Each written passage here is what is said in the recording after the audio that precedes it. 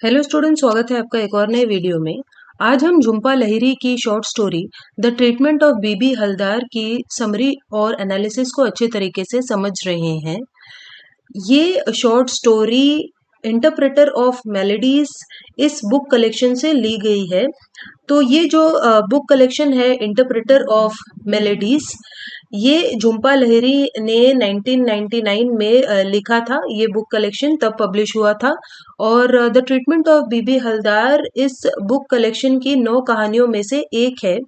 और ये जो टाइटल है ये एक पन है। पन एक फिगर ऑफ स्पीच होता है जिसका मतलब होता है एक ऐसा शब्द जिसके दो मतलब निकल रहे हो। तो यहाँ पे जो ट्रीटमेंट वर्ड है उसका मतलब क्योर भी है, यानी वो जो बीबी हलदार जो कैरेक्टर है स्टोरी की, वो एक अजीब सी बीमारी से गुजर रही होती है। उसे बार बार दौरे पड़ते हैं, तो उसके कंडीशन के लिए जो एक ट्रीटमेंट उसको दिया जाता है, तो वो ट्रीटमेंट वर्ड जो है उसके क्योर के लिए भी है। और दूसरा जो इसका मतलब है वो ये कि उसका जो भाई होता है, उसका कजिन, उसको किस तरह का ट्रीटमेंट दे रहा था, किस तरह का व्यवहार कर रहा था उसके साथ।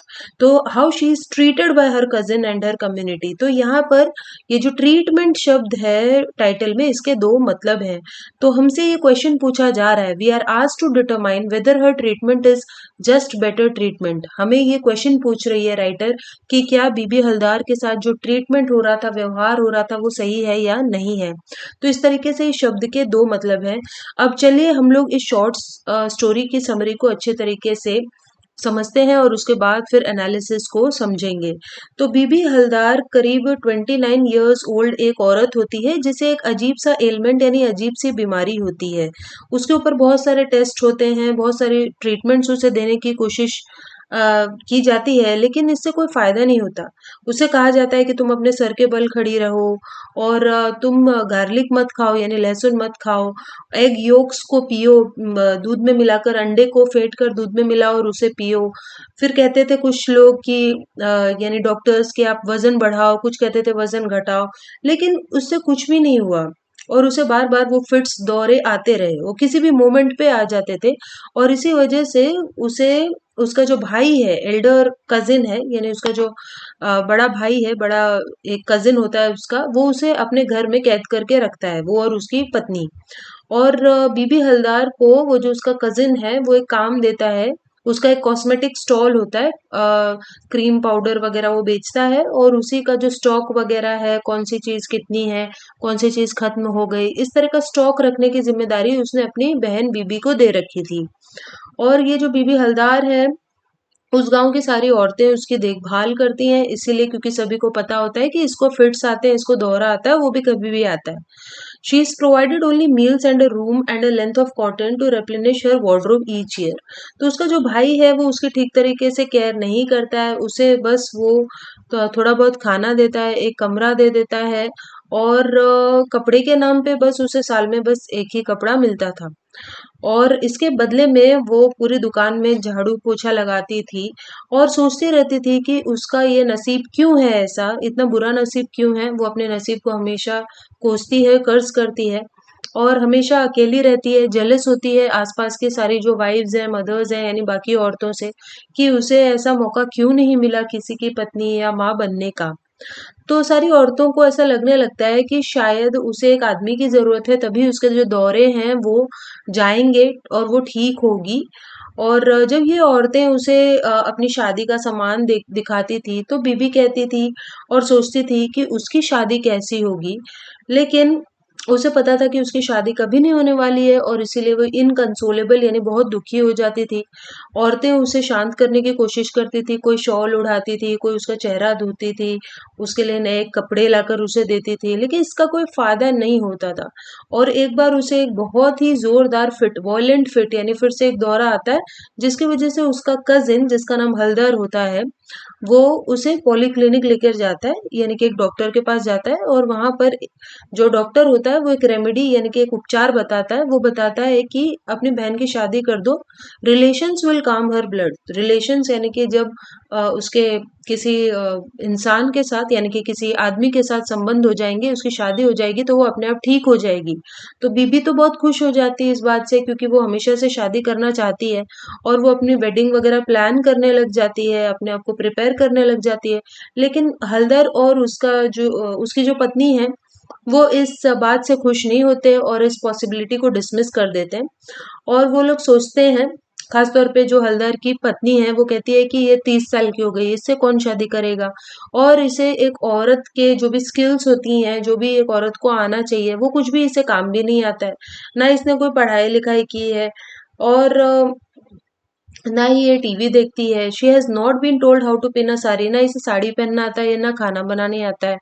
The women don't understand why then this reluctance to marry her off is if she is such a burden to Haldar and his wife. तो गांव की सारी औरतें सोचने लग जाती हैं कि अगर ये बीबी हलदार इतनी बड़ी एक बोझ है, बर्डन है इनके ऊपर, तो फिर वो लोग इसकी शादी क्यों नहीं कर देते, अगर वो ये सब बातें बोल रहे हैं तो। तो औरत कहती है, यानी कि जो हल्दर है उसकी पत्नी कहती है, इसकी शादी का खर्चा कौन उठाएगा। वो इस तरह से क्वेश्चंस पूछती है।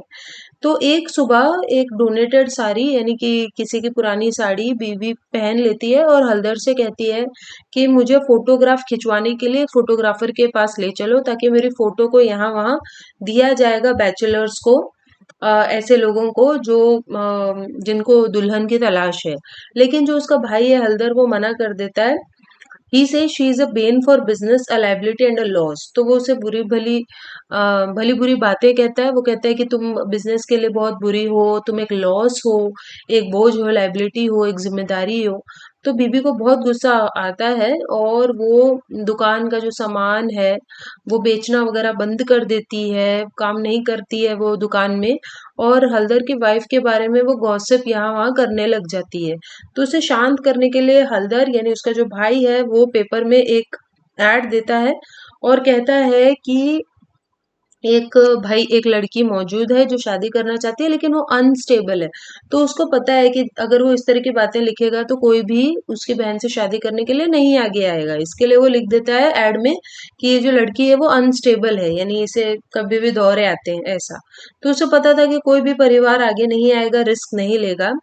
लेकिन जो औरतें हैं गाँव की, वो उसे तैयार करने लगती हैं बीबी को, उसे एक वाइफ की ड्यूटीज वगैरह सिखाने लगती हैं। लेकिन 2 महीने बीत जाते हैं और कोई भी आगे नहीं आता है, और इसीलिए हल्दर और उसकी वाइफ बहुत खुश हो जाते हैं। और बीबी सोचने लगती है कि जब उसके पिता जिंदा थे, वो तब उसकी लाइफ कितनी अच्छी थी, और वो अम, उसको कब कब दौरा आ सकता है इसका चार्ट बनाते थे, और लोगों को बताते थे इसके बारे में। डॉक्टर से भी बात करते थे, खास तौर पे विदेश के डॉक्टर से, कि कुछ इलाज है क्या उसको ठीक करने का। और गांव के मेंबर्स को भी ये इन्फॉर्मेशन देते थे, ताकि सभी को उसके कंडीशन के बारे में पता हो। But now only the women can look after her. लेकिन अब उसके पिता नहीं थे, और इसीलिए सिर्फ औरतें ही उसकी देखभाल करती थी। लेकिन जब वो औरतें अकेली होती थी, तो वो खुश होती थी कि अच्छा हुआ, इस बीबी को संभालना हमारी जिम्मेदारी नहीं है, ये सोचकर। तो इसके बाद फिर हल्दर की जो वाइफ है वो प्रेग्नेंट हो जाती है, और उनको डर लगता है कि अगर ये बीबी रहेगी तो बच्चे पर कुछ असर ना हो, और इसीलिए वो बीबी को अपने से दूर कर देते हैं, ताकि बच्चे पर इसका कोई इन्फेक्शन ना हो। तो उसकी जो प्लेटें हैं वो दूसरों के साथ धोई नहीं जाती, और उसे अलग टॉवल, अलग साबुन, सब कुछ उसका अलग कर दिया जाता है। इसके बाद बीबी को फिर से एक अटैक आता है, एक पॉन्ड के किनारे, मछलियों का एक पॉन्ड होता है, उसके किनारे पर उसे एक फिर से अटैक आता है, और 2 मिनट तक उसे दौरे आते रहते हैं।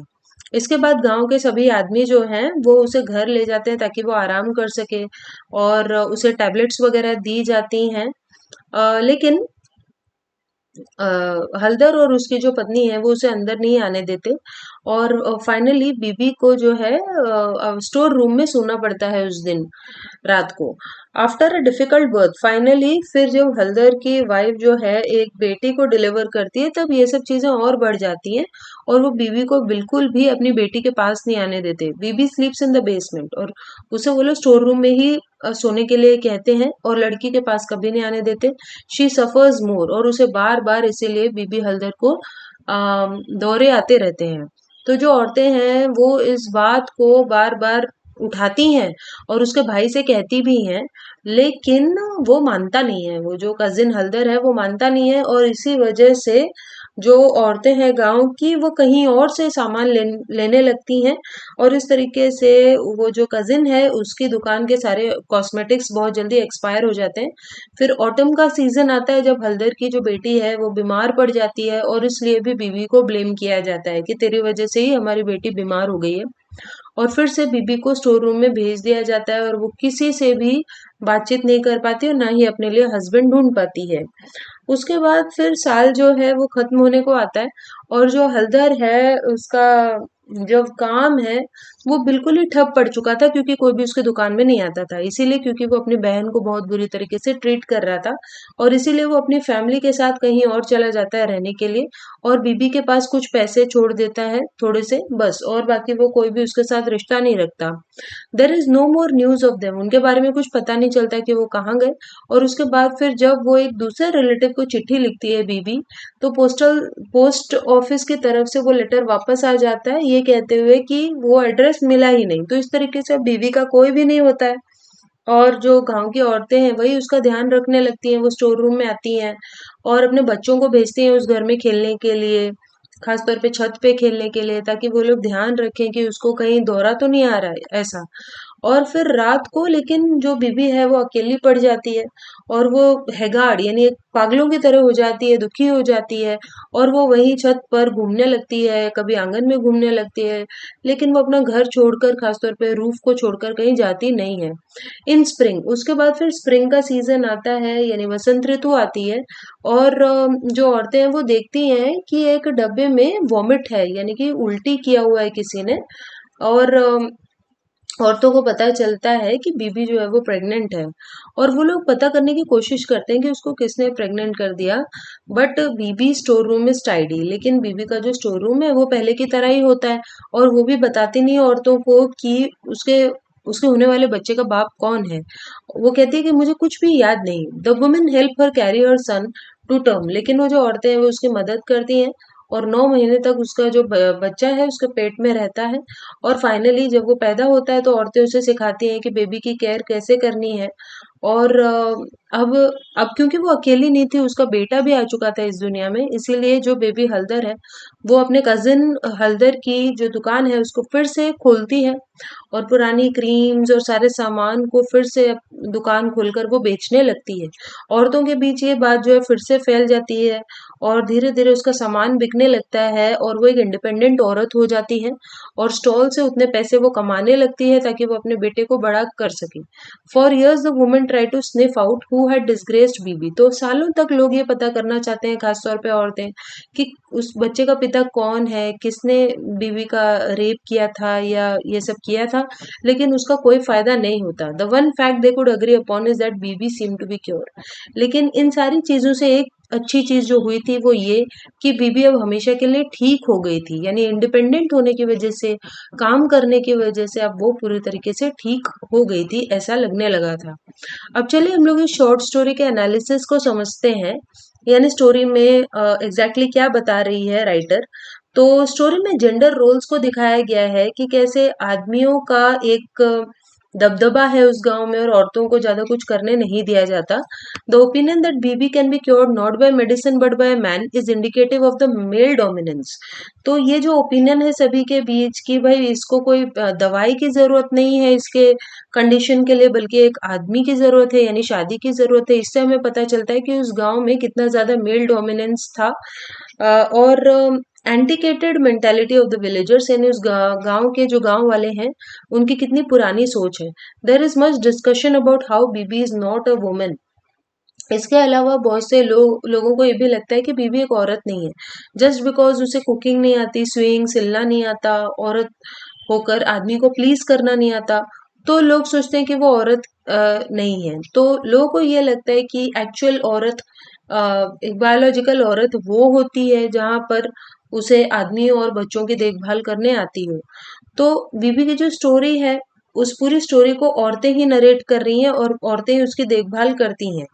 इससे भी हमें जेंडर रोल्स के बारे में पता चलता है और ये भी पता चलता है कि कैसे जो औरतें हैं, भले ही गाँव में उनका दबदबा नहीं है, लेकिन जो नरेटिव है, उसमें उनका दबदबा है। यानी कि जो औरतें हैं, वो ही स्टोरी को प्रेज़ेंट कर रही हैं, नरेट कर रही हैं।